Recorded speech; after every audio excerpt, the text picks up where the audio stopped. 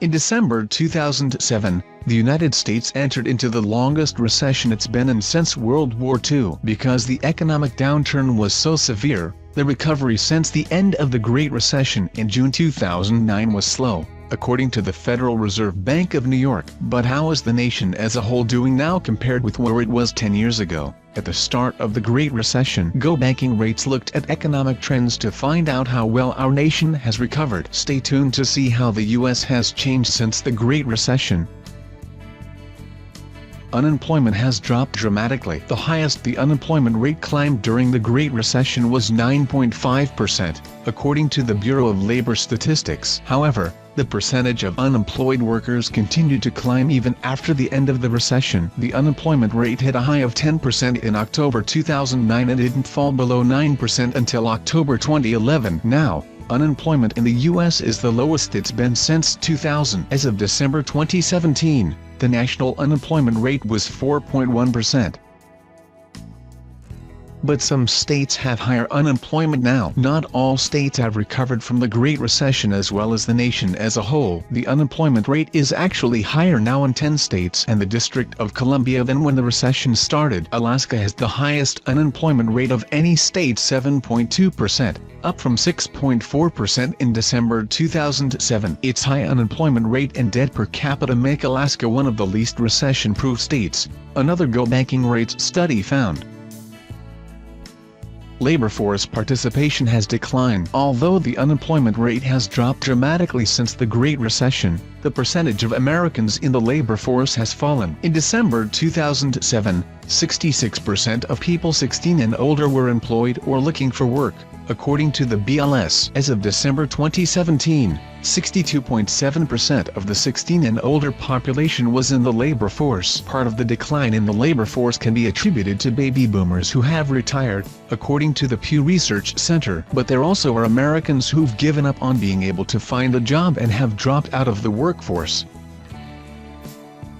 Home values have recovered. The housing market was hit hard by the recession. For the most part, though, home values in the U.S. have recovered. As the U.S. was coming out of the Great Recession in June 2009, the median home value was $172,000, according to Zillow. However, home values continued to drop, until hitting $151,000 in October 2011. They started to climb again in June 2012, and now the median home value in the U.S. is $206,300. But not all housing markets have recovered. Although home values have increased nationwide since the recession, the recovery varies greatly from state to state. For example, the median home values in Illinois and New York have fallen 14% and 16%, respectively, since the start of the recession in December 2007. But home values in states such as Colorado, North Dakota, Tennessee and West Virginia are up 20% or more since the start of the recession.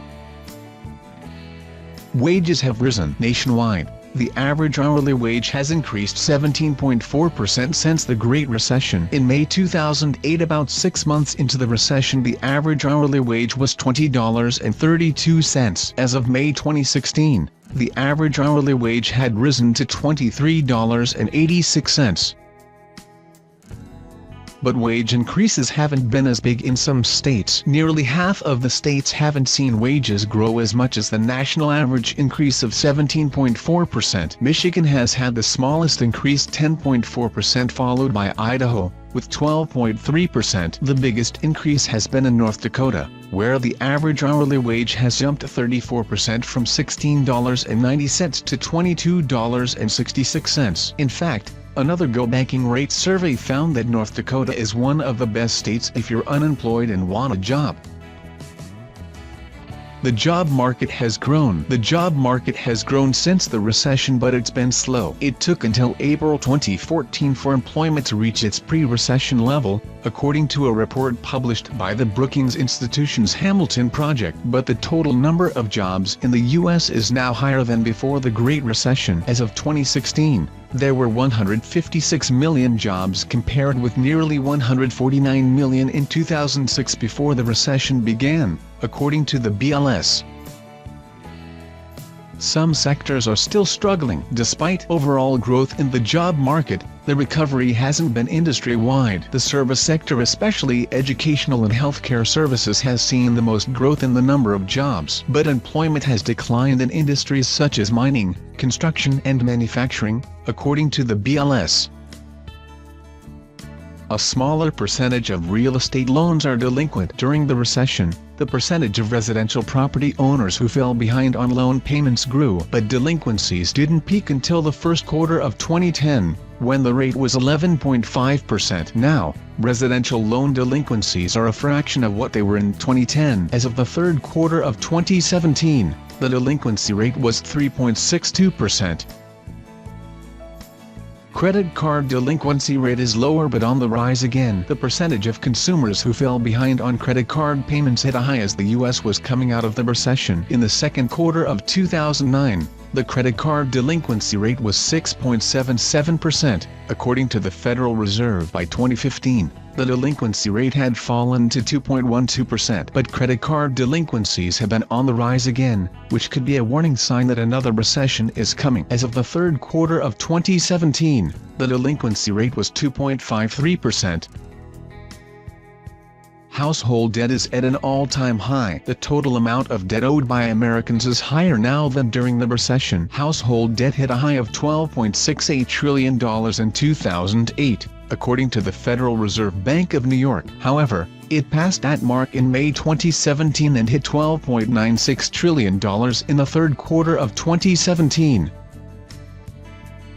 Credit card debt has topped recession levels. Consumers haven't shied away from credit cards since the recession. In fact, Americans have more credit card debt, a lot more. When the recession started in December 2007, Americans had $1.001 trillion in revolving debt, which is primarily credit card debt, according to the Federal Reserve Bank. It climbed to $1.02 trillion in April 2008, then started falling in July 2008. But now credit card debt in the U.S. has topped the high hit during the recession. As of November 2017, Americans owed a total of $1.022 trillion.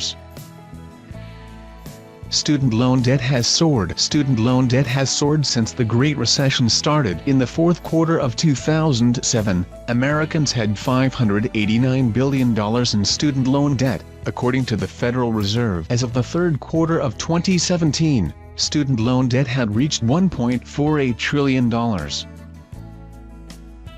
Interest rates are lower. In response to the recession, the Federal Reserve lowered the federal funds rate, the benchmark interest rate, from 5.25% in September 2007 to a range of 0% to 0.25% in December 2008. It didn't start raising its target rate until the end of 2015. Now, the target rate is 1.25% to 1.5%. Rising interest rates can have a big impact on consumers' finances.